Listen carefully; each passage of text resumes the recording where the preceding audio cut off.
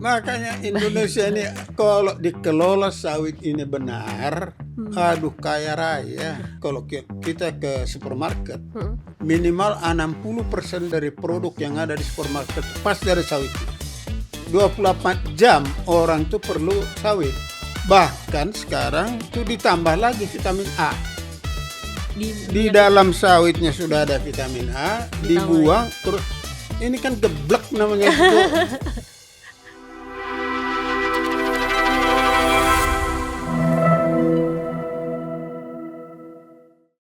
Hai, berjumpa lagi dengan podcast Gimni Indonesia. Saya Krizia dan hari ini saya akan memandu jalannya podcast kita kedua ya Pak ya.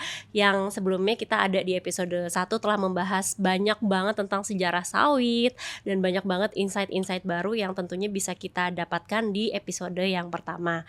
Nah, sebelum kita bincang-bincang lebih lanjut lagi, kita akan perkenalan dulu. Yang pertama yang telah hadir pada siang hari ini ada Bapak Sahat M. Sinaga. Selamat siang Pak. Selamat pagi. Sebagai Direktur Eksekutif Gimni. Yang kedua ada Dr. Fatima Sulistiowati Sigit MSc PhD FKM UI, Kepala Departemen Gizi Kesehatan Masyarakat FKM UI. Selamat siang. Oke, semuanya sehat-sehat? Sehat. Bapak selalu sehat pasti ya Pak ya? Ya, karena berkat sawit. Karena berkat sawit sehat banget sih Bapak. Nah, kali ini kemarin itu kan kita sudah bahas industri sawit, sejarah-sejarahnya ya Pak, bagaimana sawit dibawa dari Afrika sampai ke Indonesia gitu. Nah, kali ini kita akan membahas lebih ke manfaat minyak sawit bagi kebutuhan makanan atau kebutuhan masyarakat Indonesia gitu. Nah, kita mulai dulu dari Pak Sahat nih Pak. Mungkin kita langsung mulai ke isu terhangat ya Pak ya. Jadi sebenarnya ada apa sih Pak dengan minyak goreng kita belakangan Pak? Karena sampai sekarang masih ada retail yang melakukan pembatasan dan gimana Pak menurut Bapak? Ya, jadi begini nih, isu yang terakhir kita itu adalah ada disparitas harga di lapangan. Oh, oke. Jadi ada jenis minyak kita yang bersubsidi dengan harga eceran tertinggi di harga 15.000. Tapi karena harga pasar dunia meningkat sampai sekarang seperti di pasar global, harga sawit CPO ya itu $1.390 per ton. Atau berapa? Kira-kira sudah hampir mencapai Rp18.000 per kilo ya. Tapi itu kan di Eropa. Ya, kalau kita hitung kembali ke Indonesia dengan mengurangi transport cost, kira-kira harga di domestik itu sudah Rp16.000.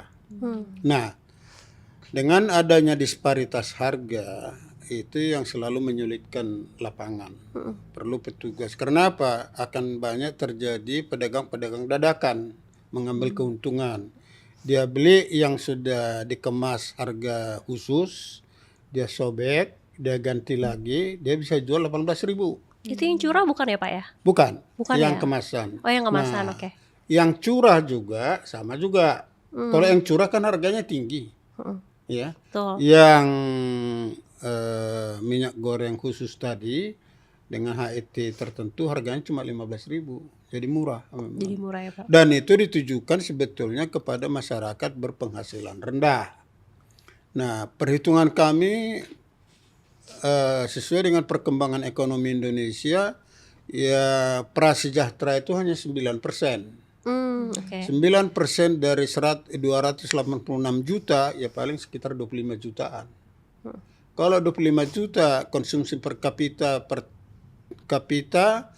per tahun minyak goreng tuh kalau itu rata-rata 13 kilo.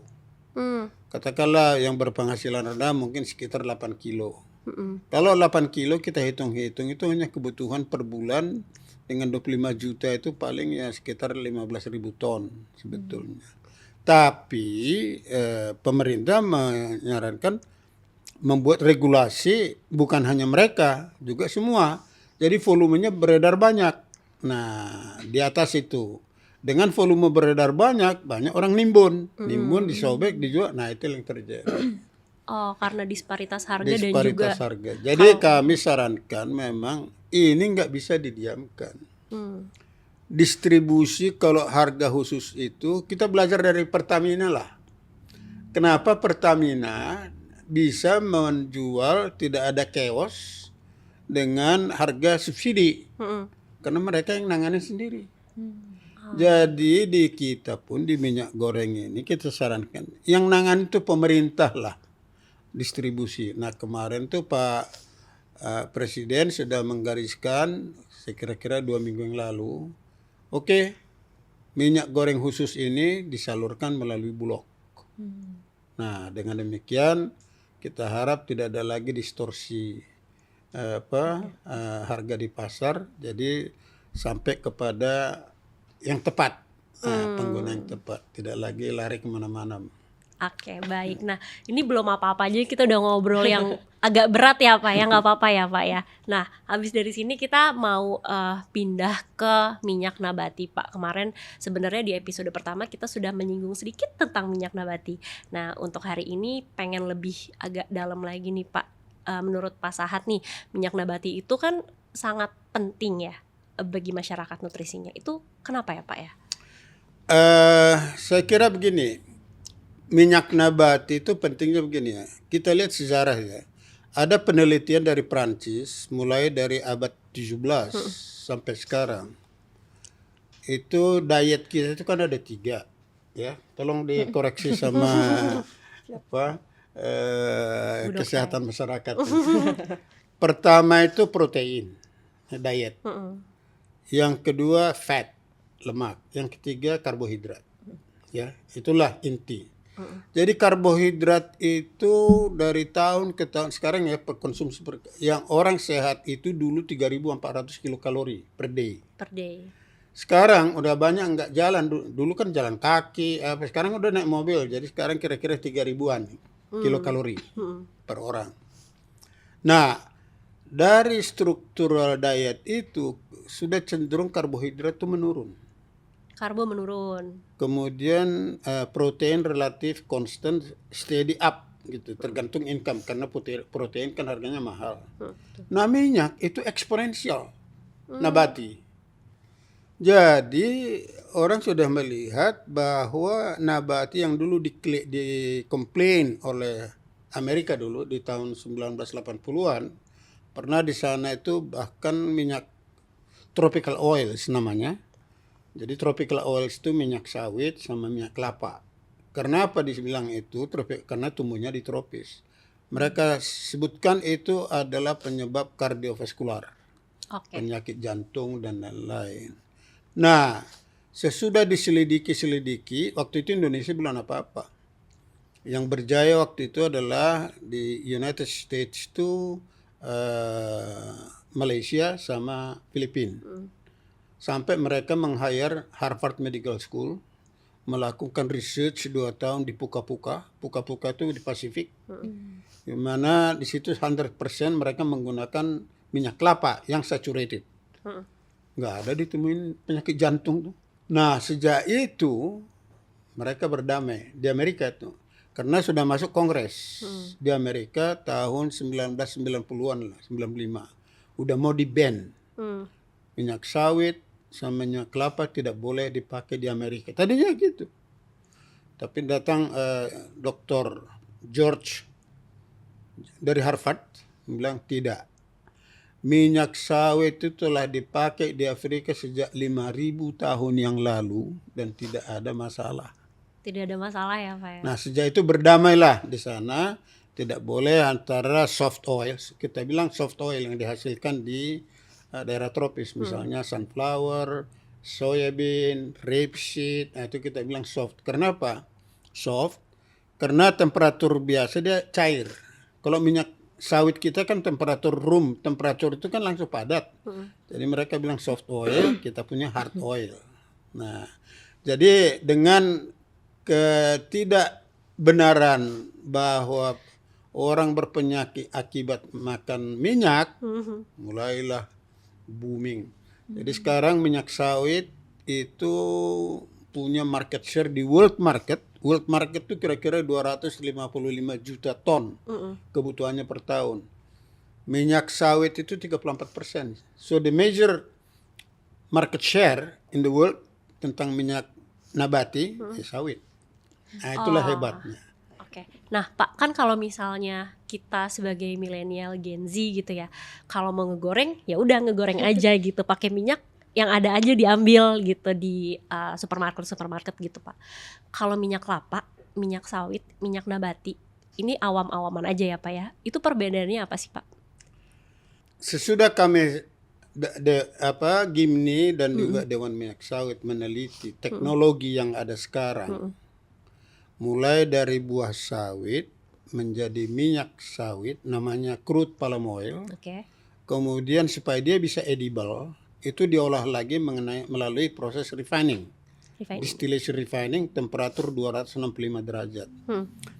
Nah, dalam konteks nabati sebagai bahan makanan, kami amati ini nggak benar teknologi ini. Oh, Kenapa? Minyak sawit itu vitaminnya luar biasa tinggi, tapi dengan proses yang ada sekarang itu hilang, dihilangkan. Bahkan sekarang tuh ditambah lagi vitamin A. Di dalam sawitnya sudah ada vitamin A, dibuang terus. Ini kan geblek namanya itu. berarti udah ada karena proses hilang, tambahin Tambah lagi. Gitu. dengan alasan fortifikasi. Iya sih banyak sih Pak iklannya itu. Jadi saya protes waktu itu kepada kementerian. Saya bilang ini nggak benar. Kita itu kalau begini lebih baik kita coba cari teknologi merubah proses itu. Cuma kita belum tahu zaman itu proses apa ya. Cuma akhirnya saya nggak penasaran. Saya riset sendiri melakukan. Jadi dalam konteks minyak nabati itu harusnya minyak sawit itu paling cocok bagi kita orang-orang di tropis dan juga bagi masyarakat luar lainnya di dunia untuk menjadi lebih sehat dan lebih kuat. Okay. Menggunakan minyak nabati, tapi tidak dengan menggoreng model ala Indonesia. Benar. Minyak goreng kita pola menggoreng itu temperaturnya tinggi itu, ya. Itu tidak, apalagi dipakai berulang. Nanti Bu Fatimah bisa menerangkan apa problema kalau dipakai berulang terhadap minyak itu. Ditambah plastiknya dimasukin juga ya Pak. Kalau di gorengan-gorengan. Apalagi itu, udah. Okay. Itu dia. Oke, siap. Jadi intinya minyak nabati sangat penting bagi tubuh kita. Kenapa? Misalnya ya mata, ya kan? Orang di Afrika yang makan minyak sawit as it is, nggak ada yang pakai kacamata itu. Coba lihat, tanya orang sana, enggak. Vitamin A-nya demikian kayanya tuh ampun. Iya, banyak. Dan tidak pernah ada sakit perut. Itu bagi mereka enggak haram hukumnya. Kenapa? Mereka minyak sawit natural. Natural semua ya Pak ya. Dengan alamnya kandungan lemak, kandungan asam lemak bebasnya di 5%, 6% mereka. Jadi kita juga kaget. Kenapa begitu? Wah, ya kita alamnya begini. Tetap aja kita makan. We are very strong. Very strong. Oke. Ini boleh sambil diminum ya, Bu Dokter, Pak. Kita masih pertanyaan ke Bapak dulu. Jadi Pak, kan minyak nabati ini kemarin Bapak bilang menjadi bahan baku untuk banyak industri gitu. Betul. Ya Pak ya. Nah, bisa dijelasin nggak sih Pak industri apa aja dan yang paling besar menggunakan minyak nabati ini apa? Oke. Sekarang tuh yang paling besar menggunakan untuk makanan memang. Jadi sekarang ya kalau minyak sawit itu kan cuma terdiri dari 2 elemen. Satu asam lemak, yang satu lagi gliserida. Ya. Jadi teknologi yang ada di dunia ini sekarang ada 2. Minyak itu dipakai as is, jadi tidak dirubah apa-apa, yaitu misalnya margarin, minyak goreng, untuk makanan lah, edible. Itu nggak dirubah. Nggak dirubah Pak. Tapi kalau mau dipakai untuk lotion, ya, kemudian dipakai untuk surfaktan, mau dipakai untuk hair cream, lipstick, apa itu dimodify, ya, dengan split. Jadi satu as is, satu lagi kita split. Sampai yang kita split ini bisa kita membuat bensin, Oh, bisa bikin solar. bahkan ke bensin ya Pak ya. Wah, makanya Indonesia ini kalau dikelola sawit ini benar, aduh kaya raya. Langsung raya. ya. Langsung Luar kayak- biasa dan tumbuhnya subur. Hmm. Cuma perlu pemeliharaan. Nah, ini yang perlu nanti berikutnya perlu menjadi satu case juga.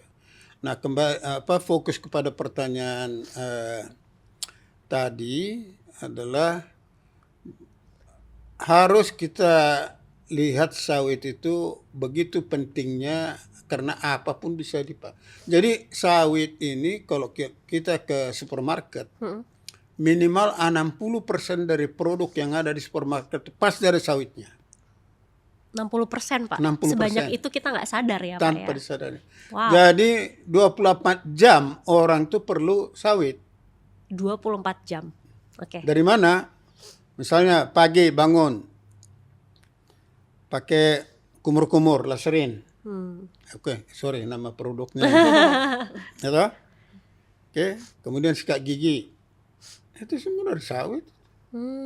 Oke. Kemudian breakfast. Krim wajah belum Pak? Hah? Krim wajah kan juga ada sawitnya. Itu saya belum tahu kalau itu ya. Kemudian orang make up. Makan siang. Sore, makan malam. Kemudian 24 hours. 24 You hours. always need palm oil. Tanpa Itulah, disadari. tanpa Lagi-lagi. disadari. Nah, itu menyebabkan orang tidak senang. Maka dibikinlah isu-isu yang lain yang mendiskreditkan minyak sawit kita.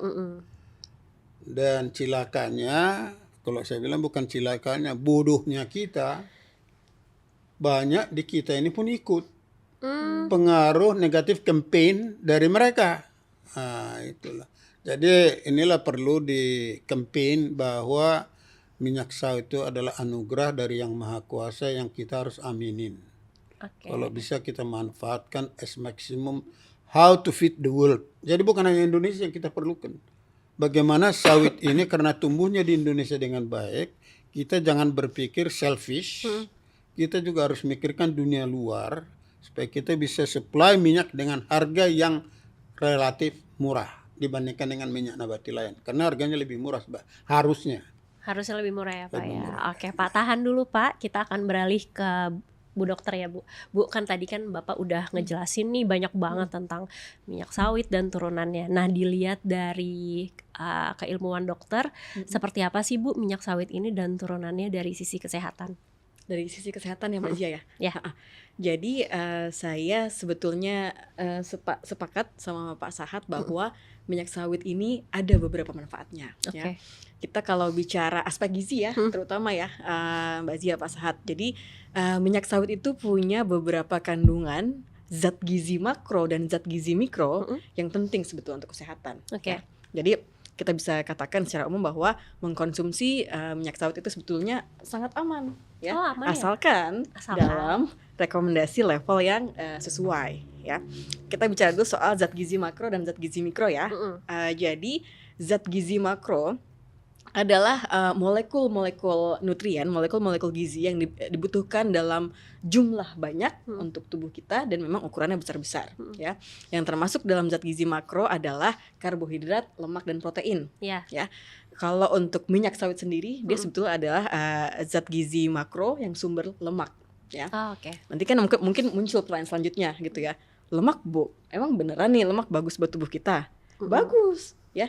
Justru berdasarkan rekomendasi dari WHO, dari pemerintah Indonesia juga, kita ini butuh asupan lemak sebesar 20-25% dari total kalori harian.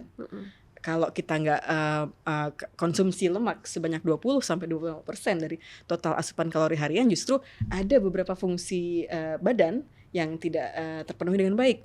Oke. Contohnya, jadi ini fun fact ya, otak kita ini separohnya itu komposisinya adalah lemak, Pak Sahat, Bu Zia.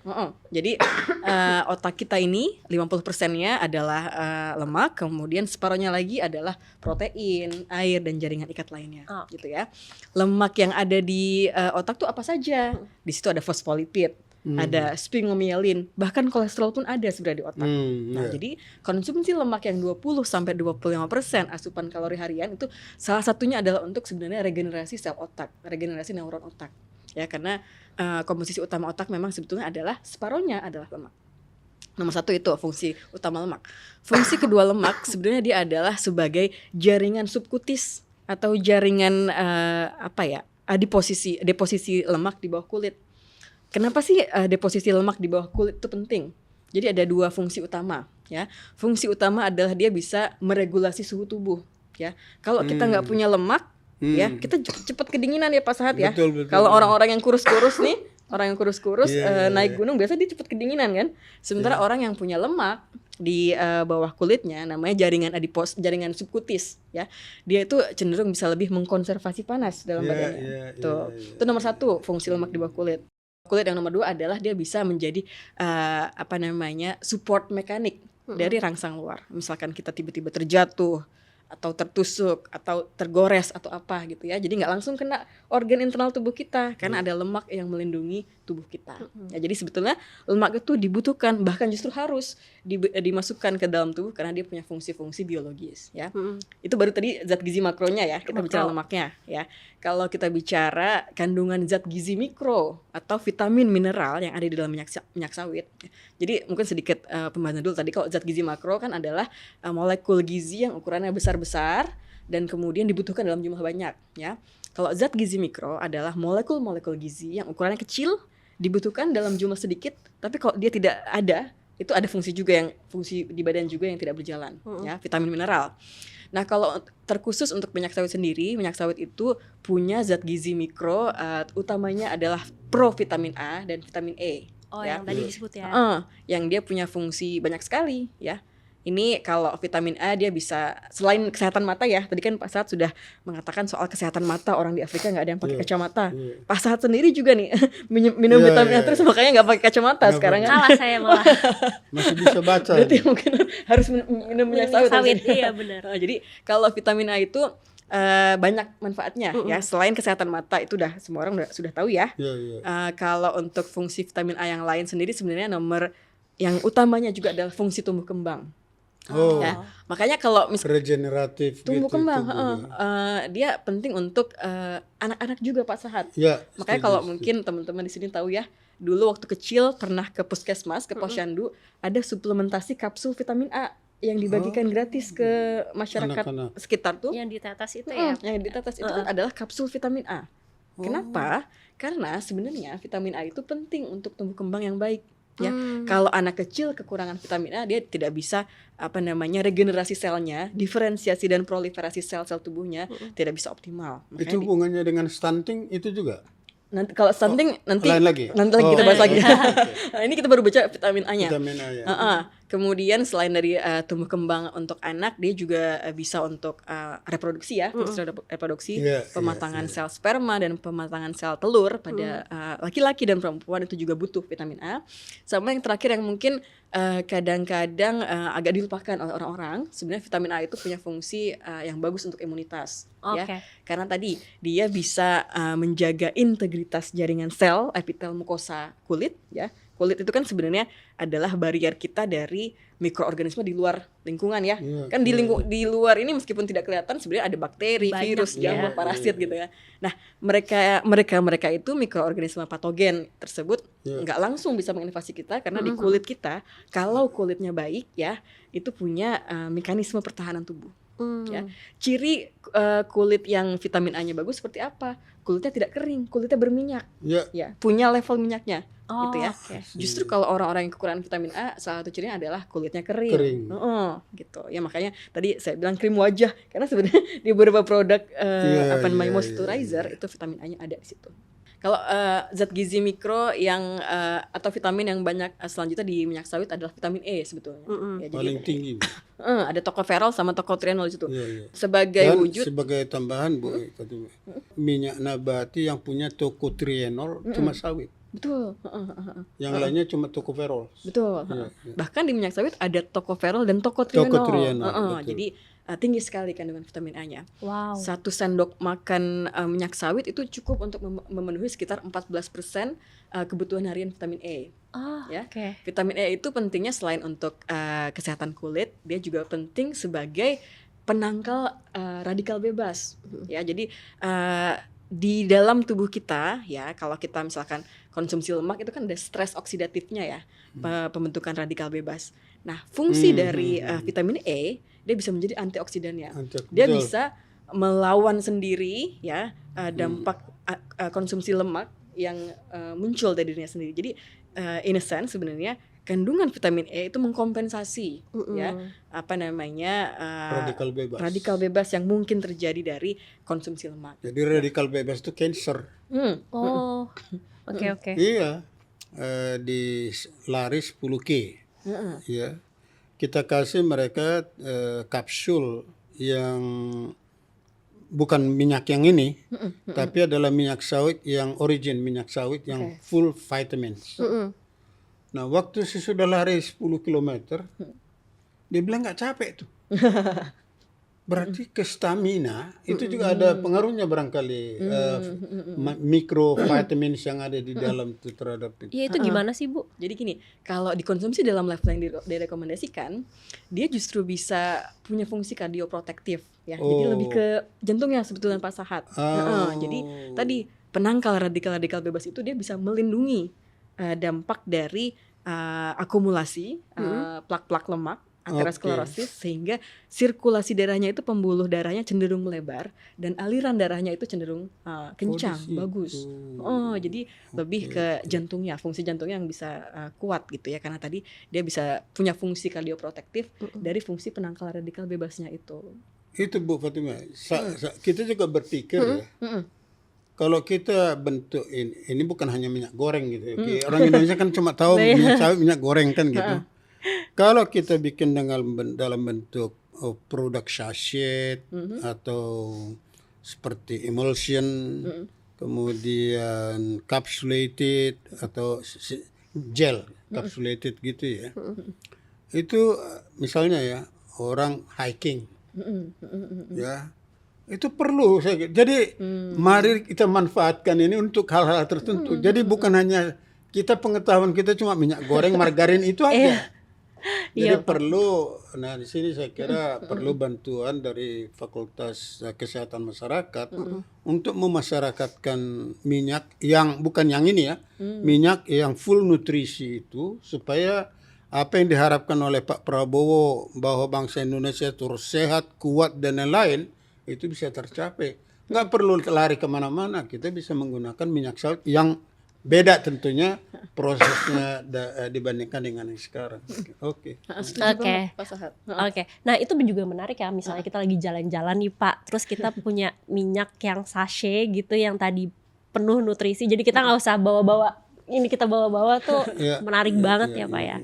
Nah Bu, kalau ngomongin minyak itu kan kita nggak lepas dari kolesterol. Itu gimana sih? Maksudnya kayak kolesterol ini kan berbahaya, tapi satu sisi minyak juga banyak nutrisinya. Itu seperti apa sih Bu? Kolesterol itu sebetulnya dalam level tertentu itu justru dibutuhkan oleh tubuh. Malah dibutuhkan? Dalam level tertentu ya. Dalam level tertentu. Harus digarisbawahi. Karena gini, tadi seperti yang sudah saya katakan, otak kita itu 50%-nya lemak. Salah satu unsur lemak utama yang ada di otak justru kolesterol. Kolesterol, fosfolipid, dan sphingomyelin. Jadi sebenarnya kolesterol itu dibutuhkan. Tapi kan kolesterol itu juga ada banyak jenisnya ya. Ada yang HDL, ada yang LDL, ada yang VLDL. Asalkan konsumsinya itu tidak berlebihan ya. Jadi HDL-nya jauh lebih banyak daripada LDL-nya dan tidak melampaui batas dari total kolesterol yang direkomendasikan, itu justru bagus. Justru bagus ya malah ya. Kita kayaknya harus bicara ini ya mengenai batasan rekomendasi ya. Boleh.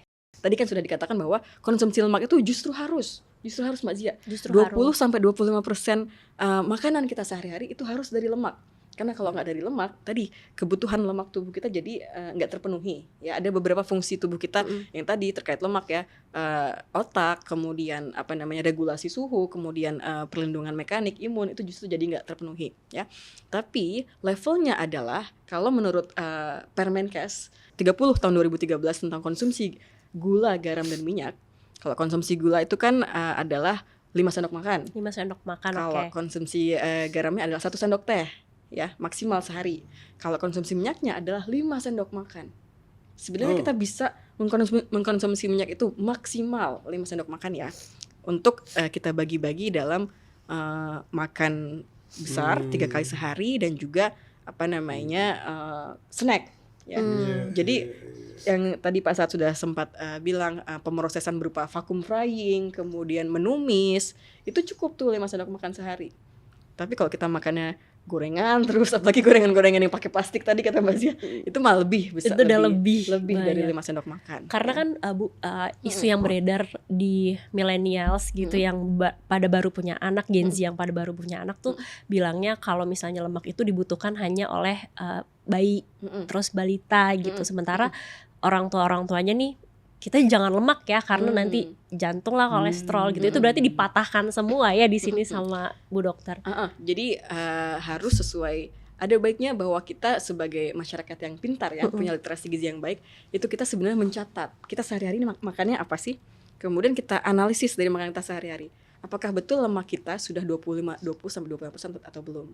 Kalau misalkan belum ya aman. Tapi kalau udah berlebihan ya nggak aman gitu. Jadi sebenarnya harus kita lihat dari semua dosisnya. Sama kayak obat Pak Sahat. Obat kalau misalkan diminum sesuai dosisnya, manfaatnya luar biasa, bisa menghilangkan penyakit. Kalau misalkan kelebihan kita minum obatnya, yang ada justru efek sampingnya, ya, kerusakan pada ginjal dan lain sebagainya. Minyak sawit juga Jadi harus proporsional ya. Jadi betul. obesitas itu bisa juga karena overconsumption. Tidak hanya overconsumption dari lemak, tapi overconsumption dari karbohidrat juga bisa menyebabkan obesitas. Jadi kalau menurut saya kita ini tidak boleh nyalahin minyak. Kita nyalahin perilaku makannya dong. Tuh, nggak boleh Harusnya nyalahin kalau kita minyak punya, gitu ya. kalau kita punya literasi gizi yang baik ya, kita punya pola makan yang baik, kita bisa memilah, mengkombinasikan gitu ya. Yang ini baik, yang ini baik, yang ini baik. Tapi ada dosisnya ya, kita kombinasikan sebagai pola gizi yang seimbang. Nah, itu adalah justru yang kita harapkan ya. Ini sedikit fun fact aja. Jadi di situasi bencana ya, di situasi bencana alam atau di situasi darurat itu, pada makanan anak-anak justru sebetulnya minyak itu direkomendasikan sebagai tambahan. Karena dia punya kalori yang tinggi ya. Kalau kita tadi tersebut-sebut soal stunting ya Pak Sahat ya. Jadi gini, kalau stunting itu kan sebetulnya adalah bagian dari permasalahan kekurangan gizi ya.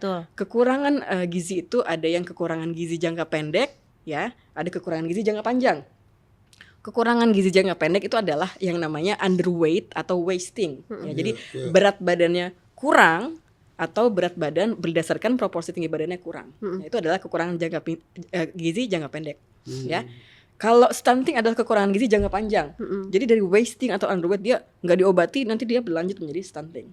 Nah, kalau minyak sawit itu bisa masuk untuk membantu solusi stunting itu di mana? Dari sini. Ketika terjadi kekurangan gizi jangka pendek, itu masuklah minyak sawit di situ. Jangan keburu jadi stunting, karena kalau keburu jadi stunting itu butuh lebih dari sekedar minyak sawit ya, butuh protein hewani juga di situ. Jadi minyak sawit yang punya nutrisi, mikronutrisi tadi ya. Terutama kalau minyak sawit yang nggak ada mikronutrisinya, betul. Ya. Karena pemrosesan nggak ada apa-apa gitu, nggak ada itu dia. Pemrosesan itu penting sekali. Kalau boleh kita bahas ya tentang pemrosesan gitu ya. Penggunaan berulang itu penggunaan berulang dari minyak ya, apalagi yang lebih dari 3 kali ya. Wah, itu ibu-ibu Indonesia banget. Sebenarnya kalau 2 kali ya at some point masih oke lah ya. Tapi kalau udah lebih dari 3 kali itu sebetulnya tidak direkomendasikan. Kenapa? Karena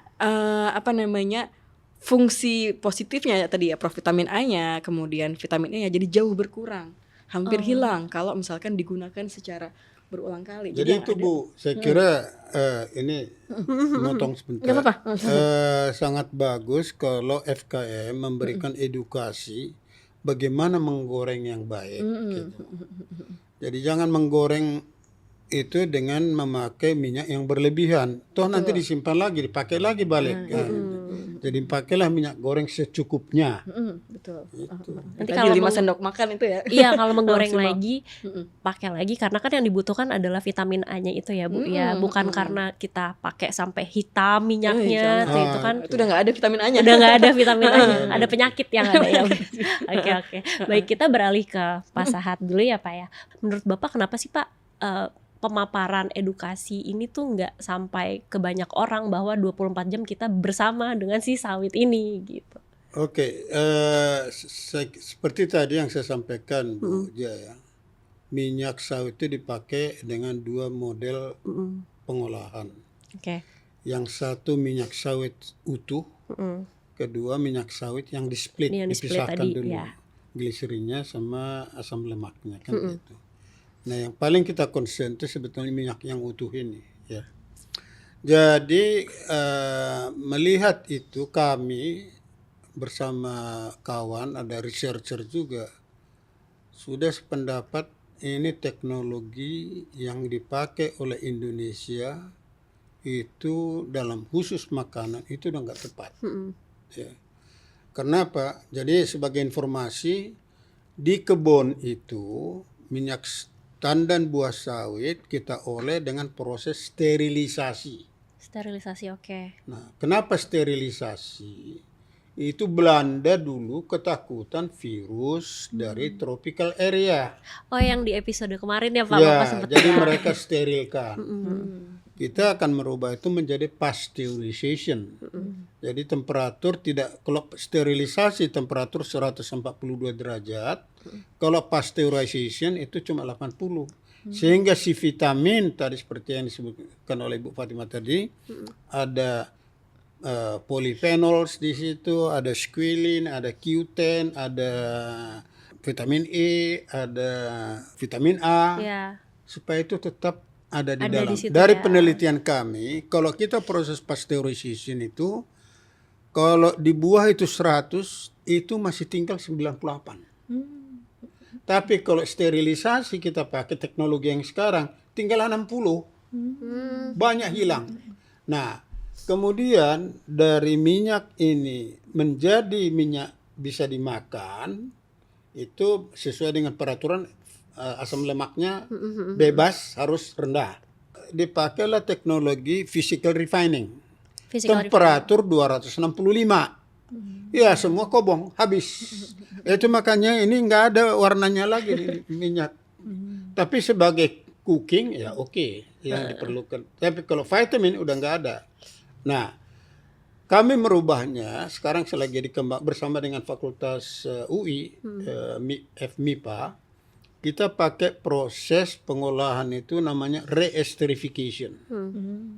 Ya, jadi lemak asam lemak bebasnya kita hilangkan. Reesterification itu kalau tadi kan 265 derajat, ini cuma 60. Jadi di dalam minyak itu vitaminnya itu masih full. Full semua nutrisinya, Nutrisinya ada ya Pak ya. ada. Nah, inilah yang akan kita introduce. Dan kebetulan sebagai informasi aja, the group China itu datang, mereka udah tahu. Sehingga di sana banyak dana disiapkan mau masuk ke Indonesia. Tapi mau kemana dana ini? Apakah ke abiotik atau biotik atau nah salah satu datang ke industri sawit. Nah, mereka akan mengucurkan dana di industri sawit kira-kira $1 miliar dalam tempo mereka. Itu yang kemarin saya bawakan juga waktu saya presentasi di FMIPA sebagai Dies Natalis.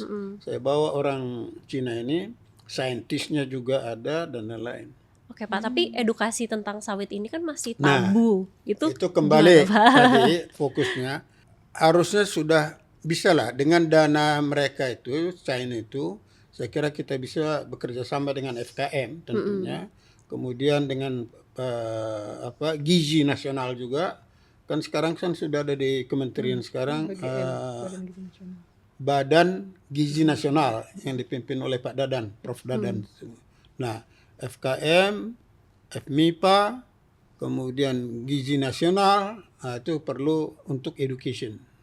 Terutama kalau bisa mulai dari SD. Oke. SD Dari itu SD ya. memperkenalkan supaya mereka mengetahui betul sawit itu apa. Sawit yang bervitamin ya, bukan sawit yang sekarang. Sawit yang bervitamin Yang tinggi. penuh Itu yang nutrisi. itu perlu kita perkenalkan. Dan itu biaya. Iya sih. Karena kita education. Ya, educate people itu, bayangkan Indonesia kan, Indonesia itu luas loh. Tiga zone waktu. Indonesia Barat, Tengah. Orang Eropa itu pikir Indonesia itu kontinental. Saya bilang nggak bisa. Indonesia konsist archipelago. Bahkan ada yang mikir Indonesia Bali doang ya Pak. Iya, itu dia. Jadi, itu yang jadi bahan pemikir. Ada satu lagi yang sebagai informasi tambahan adalah pohon sawit itu punya penyakit banyak, patogen. Di pohonnya loh. Di pohonnya? Iya, banyak patogen itu. Oh, oke. Fungus, virus, sama mikro patogen lah di sana. Nah, ini saya udah mikir, ini kalau nggak bisa-bisa nanti sawit itu nggak ada lagi tuh. Karena sawit kan ditanam 25 tahun. Hidup tanam sampai umur 25. Udah itu udah uzur dia. Udah uzur. Ganti lagi. Gitu. Nah, itu bisa nanti tanah itu nggak mungkin lagi menghasilkan. Dalam hal pengenalan produk ke masyarakat, kita akan bekerja sama nanti dengan FKM, sama juga farmasi. Karena untuk farmasi juga. Pernah saya coba dengan salah satu rumah sakit, saya nggak sebut namanya, dari sawit yang special proses tadi untuk obat kulit, kebakaran. Hilang, balik kulitnya. Jadi apa yang Ibu Fatima bilang tadi, regeneratif itu bagus. Bagus ya Pak ya. Nggak hilang begitu. Jadi fantastik lah sebetulnya kalau kita dikembang, betul-betul kita jiwain minyak sawit ini. Anugerah dari Yang Maha Kuasa, kita harus surgain. Iya baik Pak. Nah tadi kita udah ngobrol-ngobrol banyak ya Pak. Menurut Bapak sendiri Pak, gimana sih dari isu yang bergulir ini, pajak 12% ini, bagi sisi industri pemain-pemain sawit ini seperti apa sih Pak? Jadi saya udah beberapa kali ditanyakan media juga, tergantung sebetulnya objektifnya apa nih 12%. Betul. Untuk menambah pendapatan budget dari pemerintah kan gitu. Oke. Itu bagus karena akan dipakai juga ini. Tapi apakah ini satu-satunya cara? Satu. Karena saya yakin, saya bilang banyak objek pajak yang belum terjaring. Kenapa itu tidak difokuskan kepada itu dulu? Banyak orang-orang kaya nggak bayar pajak tinggi loh. Coba NPWP-nya itu diperiksa itu tuh. Para artis lah, apa coba. Tertib nggak pembukuannya itu semua? Dimeratakan dulu gitu ya Pak ya? Itu dulu. Tapi kembali ke 12%, saya kira mungkin yang paling cepat caranya yaitu 12%. Tapi saya melihat ekonomi kita ini belum tepat untuk itu. Betul. Terutama menyangkut kehidupan banyak orang, makanan atau kebutuhan sehari-hari. Itu kita usulkan, sampaikan waktu itu sebaiknya jangan dulu. Tunda dulu sampai ekonomi kita berkembang, baru dikenakan 12%. Tapi kalau toh juga sudah satu kebutuhan yang urgent, 12% itu kepada produk-produk yang memang super lux. Super luxury ya Pak ya? Ya. Dikenakan aja, mereka bisa bayar kok. Kalau itu nggak ada artinya kan, 1% tambahan. Tapi kalau masyarakat misalnya makanan lah sehari-hari, coba target pajak ya, kita di restoran selalu bayar kan? Bayar. Ada PPN gitu ada. kan? Service PPN. Pertanyaan saya, benar nggak dibayar ke negara itu? Nah, pertanyaan yang bagus Pak itu. Nah itu, kok itu nggak diselidikin? Coba kita di restoran mana aja, oke, apalagi tulisan tangan. Oh ini PPN ada sekian katanya kan. Makan apa aja pertambahan nilai. Kalau computerized apa barangkali terregister bisa kita. Kalau yang ini dari mana tahu tuh? Jadi bayangkan penduduk Indonesia 286 juta. Iya Pak, Berapa yang bayar pajak? bisa dihitung kayaknya. Bisa Masih banyak yang bandel masih juga. Yang Jadi jangan kita berburu di kebun binatang. benar. Ngerti maksudnya berburu? Kebun binatang kan udah jelas itu kan tinggal nembakin aja. Berburu ke hutan gitu tuh. Jangan di kebun binatang kita berburu. Jadi mereka yang sudah bayar pajak dengan baik apa ngapain lagi kita uber-uber gitu. Jadi Benar. pendapat kami dari terutama dari industri sawit yang banyak related kepada konsumen, kita lihat jangan lupa konsumsi kita relatif menurun Benar. Iya. pemakaian. Semakin Mungkin affordability membeli juga mungkin berkurang. Bahwa kita sadar untuk jadi negara maju kita perlu banyak dana memang. Tapi dana yang bagaimana? Yang paling kita sering lupakan adalah kita tidak pernah republik kita ini bicara mengenai produktivitas. ya produktivitas. Nggak pernah betul. Saya lebih baik bayar 1.000, tapi saya dapat 2.000 daripada saya bayar 800 dapatnya 900. Ya dong. Nah itu kan productivity. Jadi kalau kita lebih produktif, itu overall cost kita itu lebih rendah. Nah kita nggak ada bicara produktivitas, coba di kerjaan aja. Apa kita produktif? Saya lebih cenderung mengusulkan bagaimana pemerintah kita ini mendorong masyarakat Indonesia supaya lebih bisa produktif. Ya. Contoh, apakah persawahan kita itu produktif? Enggak. Kita nanam padi itu produktif? Enggak, boros. Kenapa kita nggak mengeducate orang? Misalnya ya, coba kita lihat lewat sawah aja. Setiap itu ada batas. Ini ada batas, ada batas. Kenapa ada batas? Kenapa nggak kita hilangkan batas itu geospasial aja? Oh kamu si A, kamu punya sawah titik ordinat sekian, cukup kan? Bukunya ada. Ya Pak. Kita sudah harus go ke mekanisasi supaya lebih efisien. Oke. Terus yang terjadi adalah mau panen pun mereka ada preman lagi nanti bayar lagi ke situ Pak. Kalau mekanisasi semua kan nggak ada lagi. Nah ini yang jadi apa yang disampaikan oleh Pak Presiden Pak Prabowo itu untuk swasembada pangan selama ini kita tidak atasi pergi ke mekanisasi, menghilangkan batas-batas persawahan supaya para petani itu memiliki kesamaan bentuk entity, nggak akan bisa. Oke, baik Pak, kita mau berpindah dulu ke Bu Dokter ya Bu.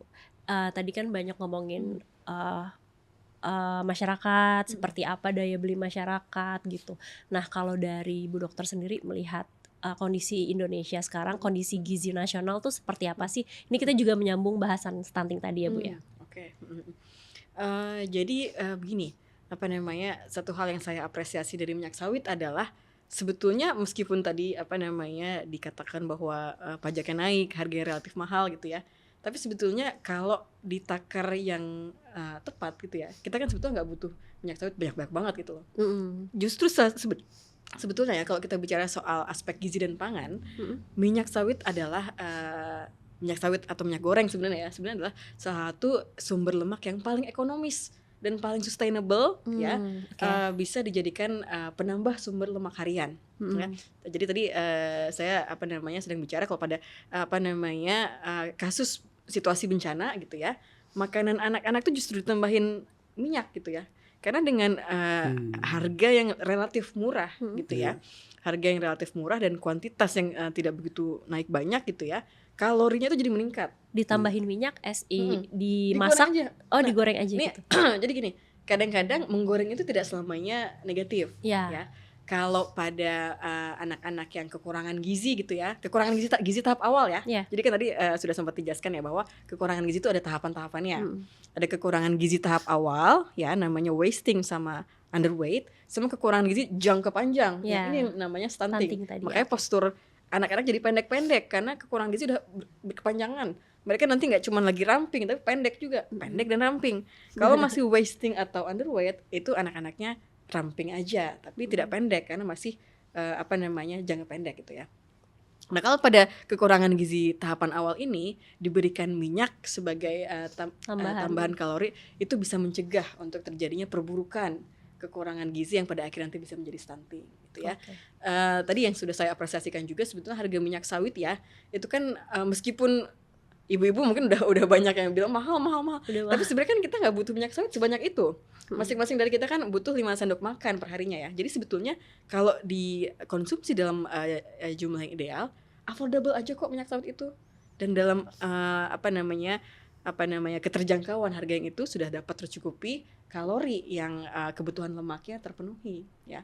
Untuk anak-anak yang kekurangan gizi gitu ya. Ini saya mau sekaligus mengedukasi ibu-ibu ya, mungkin yang menonton ini ya. Boleh. Jadi gini, kalau bayinya itu berat badannya lagi seret naik gitu ya. Kalau bayinya tuh lagi GTM gitu. Memberikan makanan bayi yang digoreng itu nggak apa-apa ya. Kenapa? Karena kalau misalkan gini, ada telur ya, direbus sama telur digoreng. Ini komposisinya sama-sama telur nih. Ya. Kalori yang diasup ke dalam tubuh itu lebih banyak kalau misalkan telurnya digoreng ya. Digoreng mungkin digoreng vacuum frying atau digoreng tumis ya. Jadi nggak usah sampai tenggelam ke minyak gitu. Di frying sebenarnya tidak direkomendasikan, tapi kalau minyak dalam level yang optimal ya, itu justru bisa meningkatkan kalori, justru bagus untuk anak-anak yang kekurangan gizi. Tapi diperhatikan lagi kalau misalkan anaknya udah resiko obesitas ya jangan dia udah rebus-rebusan aja. Tapi pokoknya kalau ibu-ibu hamil yang bayinya lagi sulit naik berat badannya, justru menggoreng itu nggak apa-apa ya. Jadi lemak itu dari minyak ya itu justru bagus, murah untuk bisa membantu mencegah kekurangan gizi itu berkembang menjadi stunting gitu ya. Kalau udah stunting itu udah makin repot lagi tuh, bukan hanya minyak sawit lagi yang dibutuhkan, nanti protein hewani, ikan, ayam, protein dari sapi yang tadi Pak Sahat bilang itu mahal sekali, itu semakin sulit nanti disembuhkannya. Karena udah menjadi lebih mahal lagi asupan gizi yang harus diberikan gitu. Kalau dari Pak Sahat sendiri Pak melihat tadi kan Bu Dokter udah menjelaskan ya Pak, setuju gak sih Pak sama sawit itu ya bisa bukan mengentaskan ya, bisa membantu mensupport gizi nasional ini? Saya kira saya sangat setuju, tapi sedikit perlu perubahan pola mindset. Saya belajar dari orang Afrika. Orang Afrika itu menggoreng kecil. Jadi minyak itu dia campur seperti yang Ibu bilang tadi. Campurkan aja ke makanan, makan. Bahkan nggak perlu diproses goreng-goreng gitu aja. Kalau ada mau menggoreng boleh. Goreng itu kan supaya crispy sebetulnya, supaya dia garing gitu kan. Iya. Nah, tapi menggoreng untuk crispy tidak perlu menggoreng seperti sekarang. Bisa menggoreng dengan vacuum frying kan bisa, temperatur rendah. Yang penting si vitamin mikronutrisinya itu tetap ada di dalam. Betul. Nah itu yang jadi ini juga perlu penggorengan. Pertama penggorengan perlu edukasi. Yang kedua kita lihat sawit di Afrika ribuan tahun, berapa ratus generasi mereka gitu-gitu. Fisiknya coba lihat. Jadi kalau pemain sepak bola kita nggak perlu naturalisasi lagi, karena badan kita udah kuat-kuat kan gitu, tinggi-tinggi, stamina hebat, karena makan sawit kan. Kalau sekarang lari sebentar aja udah ngos-ngosan. Jadi mau bilang kalau orang-orang Indonesia ini literasi pengelolaan makanan seperti Pak Sahat itu semua akan sehat Pak. Memang harus itu yang kita juga perhatikan. Perlu jadi edukasi lah. Pengelolaan persiapan makanan itu juga harus sesuatu yang kita edukasikan. Jadi bukan hanya dari kandungan gizinya, tapi juga pemrosesan makanan, karena pemrosesan makanan itu bisa menghilangkan zat gizi yang baik dari minyak sawit itu. Berarti Pak Sahat di rumahnya untuk Bapak dan cucu-cucunya udah vacuum frying ya Pak ya? Tumis-tumis gitu. Enggak, menggoreng saya bilang jangan pakai menggoreng. Oh, malah jangan pakai menggoreng ya. Tumis-tumis oke. Tumis oke. Oke. Jadi kalau sesuatu mau ditumis supaya apa? Supaya cookingnya itu lebih baik digodok dulu. Oh. Supaya empuk, baru ditumis-tumis. Direbus dulu, tumis-tumis. Itu pola. Tips sehat itu, apakah pemirsa. ubi kayu, ubi apa namanya? Singkong. Singkong. Direbus dulu baru ditumis-tumis. Jadi ada flavor minyaknya itu juga ada. Ada flavor minyaknya. Oke. Balik lagi ke Bu Fatimah ya, Bu ya. Bu dokter, jadi dengan mengetahui potensi dan fakta sawit ini, bukannya memang berarti lebih baik ya kalau sawit ini bisa dikelola dengan lebih baik lagi dan Betul diedukasi banget, ke betul masyarakat banget. gitu. Jadi negara sumber gizi yang baik ya adalah sumber gizi yang memang diambil dari sumber-sumber yang baik dan sustainable. Jangan lupa harus ada kunci berkesinambungan. Kayak misalkan kita bicara soal tadi sempat menyebutkan olive oil gitu ya. Oke deh, olive oil misalkan dia cenderung sumber lemak yang baik, tapi kan tidak sustainable, mahal banget. Saya jadi beli olive oil jarang-jarang gitu ya. Kalau untuk kita bicara gizi masyarakat, kita harus bicara makanan yang mudah diakses oleh seluruh kalangan masyarakat. Seluruh ya, Bu. Di Indonesia minyak sawit itu banyak, melimpah gitu ya. Jadi kalau itu bisa kita kelola dengan baik ya, kita jadikan itu affordable, kemudian kita edukasi kepada masyarakat bahwa zat-zat gizi dari minyak sawit itu sebetulnya banyak. Ditambah apalagi dengan edukasi mengenai teknik pengelolaan atau pemrosesan, pemasakan makanan yang tepat, itu kita justru akan mendapatkan banyak manfaat sekali dari minyak sawit. Asalkan ya lagi-lagi saya garis bawahi bahwa ada levelnya, ada kadar harian yang tidak boleh dilampaui ya, yaitu kalau minyak ya atau lemak itu maksimal sebetulnya adalah setara dengan 5 sendok makan atau 67 gram sebetulnya. Itu bisa kira-kira ini para ibu-ibu di rumah mungkin bisa merancang-rancang nih kalau misalkan itu untuk dewasa, Bu. Untuk dewasa. Kalau anak-anak? Anak-anaknya mungkin sekitar setengah sampai 2/3-nya.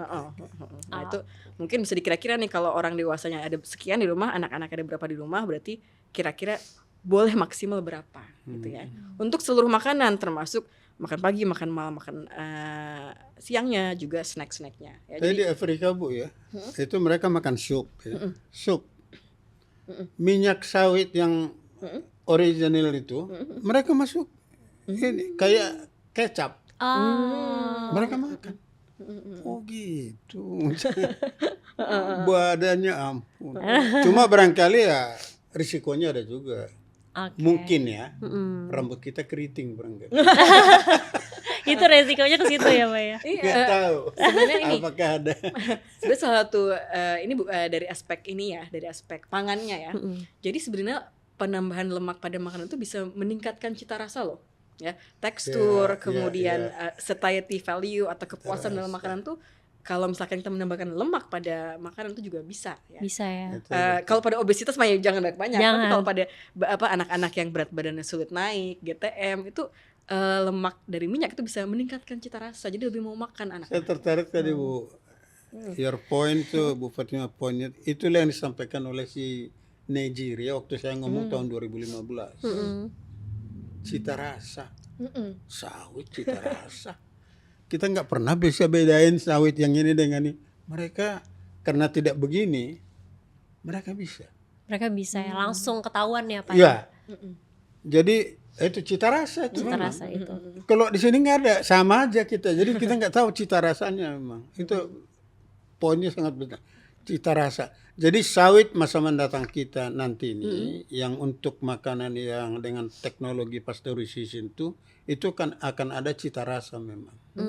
Taste-nya itu akan ada. Akan lebih texture. lebih berasa gitu. Lebih Oke. Jadi tidak merasa itu minyak. Karena udah dicampur tadi ya, Pak ya. Karena dengan nutrisi yang tinggi itu mereka bilang itu it's a food. Nah, coba.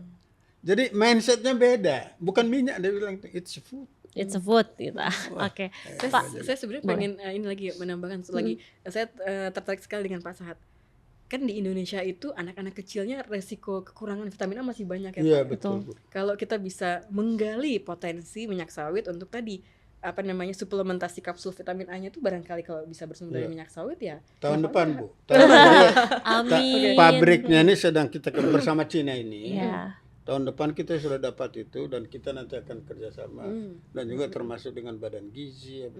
Karena kita harapkan stunting ini segera kita atasi lah. Masa stunting terus-terusan nggak teratasi. Menuju Indonesia lebih sehat ya Bu ya. Oke. Nah kali ini ada yang berbeda nih Pak Bu. Jadi di meja ini udah ada produk-produk Pak Sahat, boleh dijelasin nggak sih Pak ini ada apa aja nih yang berbeda di sini? Ya, jadi yang di tengah ini minyak ini adalah minyak yang edible, yang kaya makronutrisi. Yang botol? Yang botol, dua-duanya, Oh, bertiga termasuk sachet juga. Cuma mikronutrisinya tidak ada, maka ditambahkanlah fortifikasi vitamin A. Oh yang tadi Bapak cerita. Nah, itu. Oke. Kemudian yang lilin itu biasa saja, dari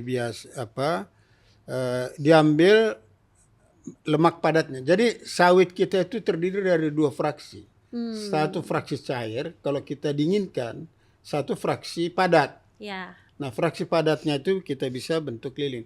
Karena zaman dulu pun sebetulnya ya. Sekarang gini aja. Ini kalau kita taruh di botol, kita taruh sumbu, nyala itu. Oh. Nyala. Tapi bukan kebakar ini. Ini enggak. Coba ya. Ada mangkok kecil gitu, taruh aja sumbunya. Udah tuh dicelupkan, bakar, nyala. Jadi zaman dulu di abad 15 itu makanya pakai lemak binatang untuk menyalakan lampu ya Pak ya. Oh, berarti ini kan ada sabun, ada minyak ya Pak. Nah, ini kalau sawit. sabun ini itu ada yang penting di situ kan ada active agent untuk pembersihan. Jadi makanya dibentuk sabun. Kalau minyak di tengah ini nggak bisa membersihkan itu karena nggak ada agent pembersihannya. Tapi kalau yang di sana itu ada pembersihan dan sekarang itu udah banyak bentuk ada yang padat, sudah ada bentuk cair juga. Dulu waktu saya mula-mula masih trainee di perusahaan asing, saya udah mikir ya, saya akan bikin sabun yang mengapung. Wah. Itu dulu pernah saya pikir gitu. Kenapa? Karena saudara saya banyak di sungai mandinya kan gitu. Jadi kalau tenggelam susah ya Pak ya. Tenggelam susah. Nyarinya Coba susah. sampai kebayang begitu tuh, gitu. Nah, itu sabun padat. Kalau yang ini kan cuma facial aja kurasa ini. Ini semuanya sawit. Ada Sawit, sawitnya ada Pak. sawitnya. Wow. Nah. Berarti Jadi memang sawit tuh unbelievable. Jadi produk sawit Indonesia itu sekarang tuh turunan dari sawit itu ada 179 jenis. 179. Wow. Termasuk juga obat batuk. Yang kalian itu dari sawit itu. Dari gliserin. Ya betul. Gliserinnya itu diambil obat batuk. Jadi obat batuk. Banyak ya. Berarti Luar biasa. bahasa milenialnya kita sama sawit tuh udah sedekat nadi ya Pak ya. Sangat. Sudah Sangat. sedekat Dan nadi lah itulah kita. perlunya, makanya saya berpikir ketika dikomentari oleh generasi Z, kenapa sawit Indonesia pakai nama crude? Iya juga, apalagi generasi Z ini kan nggak ngerti sawit itu dari mana. Iya. Makanya saya usulkan ke Kementerian Perindustrian, mulai tahun depan kita untuk makanan kita tidak produksi lagi crude palm oil, tapi kita ganti dengan DPMO, Degam Palm Mesocarbon Oil. Dan warnanya jauh lebih itu, dan itu yang diminati oleh si Cina, makanya Cina datang ke Indonesia. Oke. Nah Pak, kita udah banyak banget ya dapat informasi tentang sawit ini gitu. Terus karena udah memasuki segmen akhir, boleh dong Pak kasih kita informasi tentang industri minyak nabati global seperti apa Pak saat ini, dan di Indonesia tuh di posisi mana sih Pak sekarang? Oke. Total konsumsi minyak nabati dunia sekarang itu berkisar 260 juta ton setahun, ya. Itu sawit kita itu 34% dari tertinggi, ya. Kemudian disusul oleh soybean, disusul oleh minyak lainnya. Persoalan yang kita hadapi ini memang dunia ingin memerangi sawit, sehingga mereka, dan itu juga kekurangan kita memang. Di Indonesia itu tidak ada satu departemen atau siapa sih yang mau menentukan harga ini. Nah, kita terlalu lepaskan kepada market mekanisme. Nah, Sekarang kita dikerjain oleh negara-negara penghasil minyak nabati, harga minyak sawit dibikin tinggi, $1.390 per ton.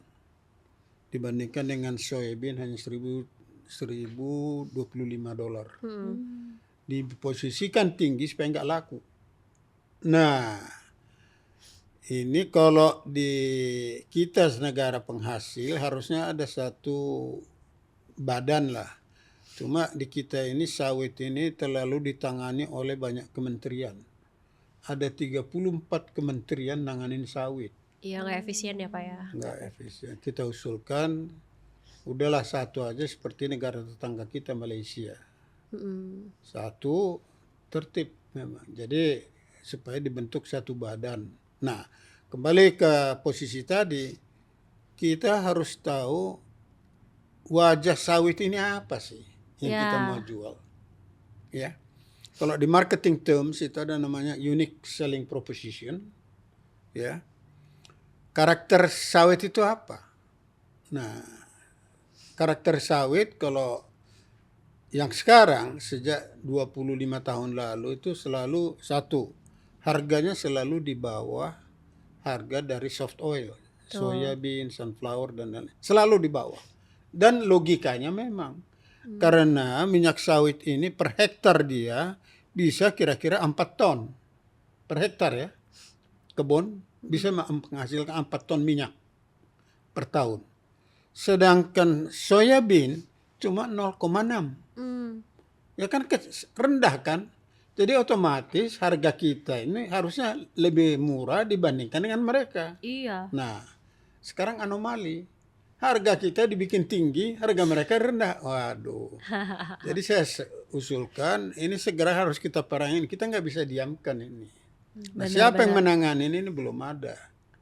Oleh karena itu kita mengusulkan kepada kemarin Fakultas Hukum UI udah melihat ini nih. Mereka mengusulkan Fakultas Hukum itu ada dapat PhD dia. Mengusulkan bahwa di Indonesia sudah saatnya membentuk namanya Badan Otorita Sawit Indonesia. Jadi di satu tangan. Oke. Jadi nggak lagi berserakan di mana-mana. Dan saya pikir logikanya betul. Karena apa? Bukan kementerian tidak sayang sama sawit ini. 30, bayangkan aja satu kapal induk, 37 kementerian ada di dalam. Saking sayangnya semua lego jangkar. Ya nggak bergerak kapalnya. Iya, nyangkut ya Pak ya. Nyangkut.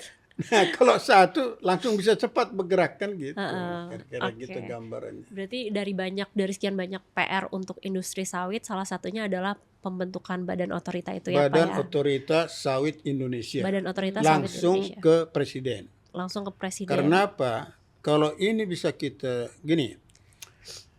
Revenue dari sawit di tahun 2023, tahun ini kan belum selesai, jadi kita basisnya dari itu kira-kira 62,5 billion dolar ya.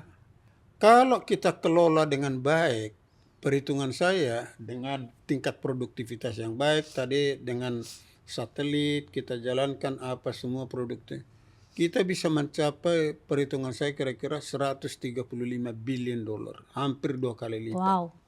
Kalau kita kelola dengan benar. Tapi kalau dikelola 37 kementerian saya nggak yakin.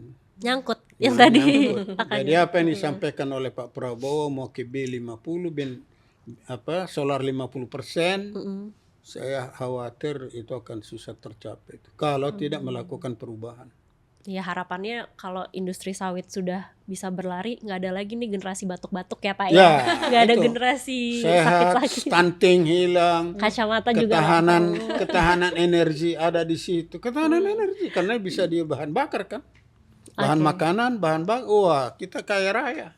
Langsung kaya raya. Oke, paling yang terakhir ya Bu ya untuk menjadi segmen penutup kita, gimana sih Bu industri gitu dan juga masyarakat harus bersikap dalam menjawab tantangan gizi di Indonesia ini, dan mungkin Ibu juga ada pesan-pesan inspiratif nih untuk para milenial yang nonton, boleh banget sih Bu. Oke, ini kalau kita kaitkan dengan minyak sawit ya. Boleh.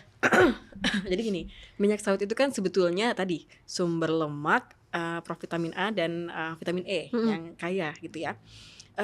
Kalau provitamin A sama vitamin E-nya itu semua orang sudah mengakui bahwa itu bermanfaat. Nah, tapi kalau kita bicara soal lemak ini kita harus hati-hati. Betul. Ya.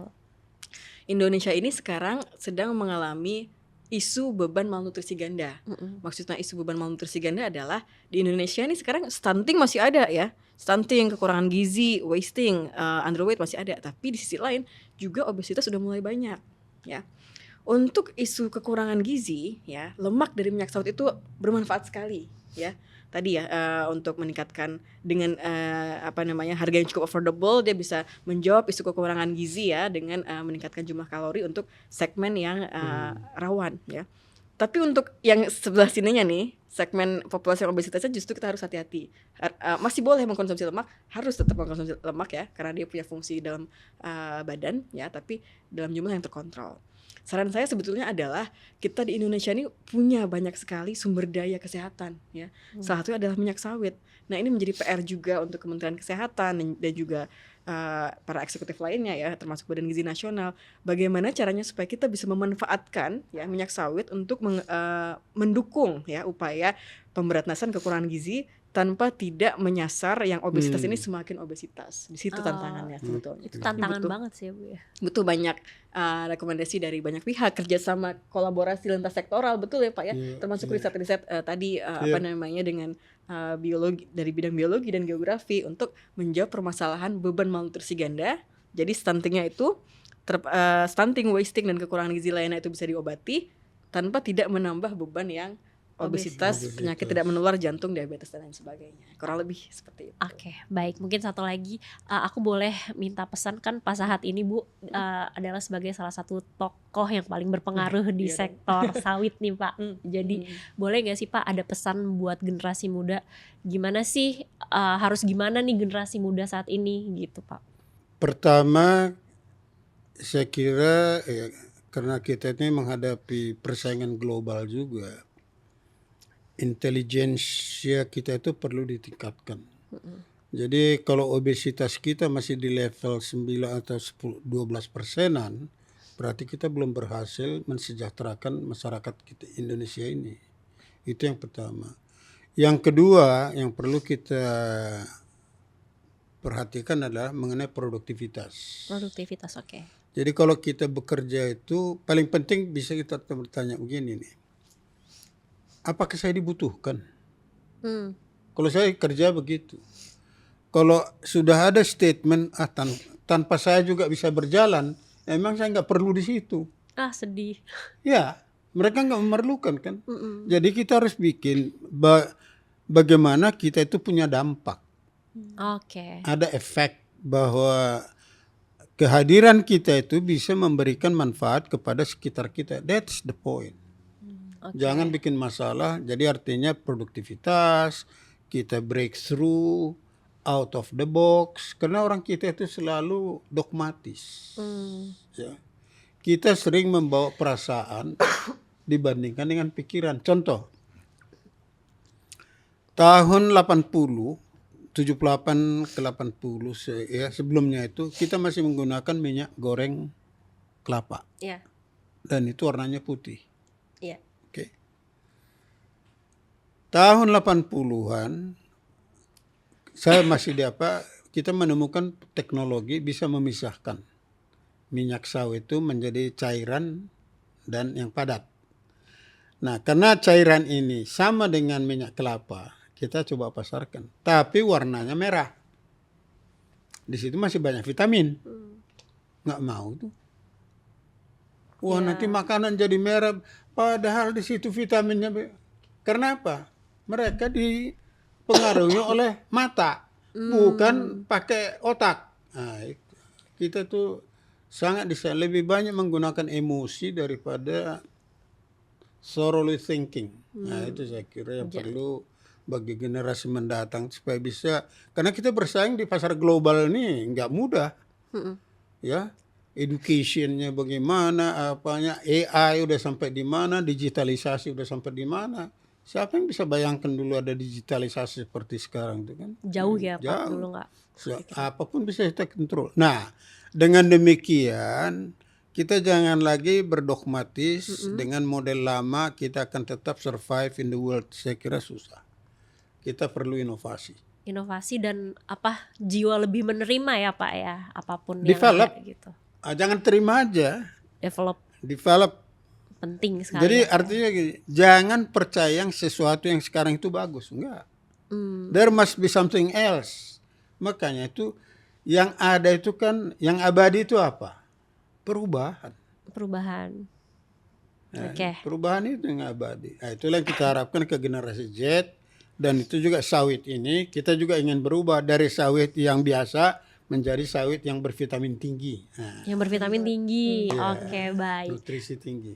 Baik, ini diskusinya menarik banget ya pemirsa, bener-bener daging banget dan berbobot gitu ya Pak. Kita Moga-moga. udah dari moga-moga dari episode 1 kalau misalnya mau tahu bisa ditonton ulang. Nah, episode 2 ini juga berbobot banget isi-isinya. Tadi kita udah ngomongin stunting juga, gimana sawit, dan bahkan tadi udah ada kayak bocoran-bocoran berapa banyak sih yang aman untuk dikonsumsi, seperti itu ya Bu Dokter ya.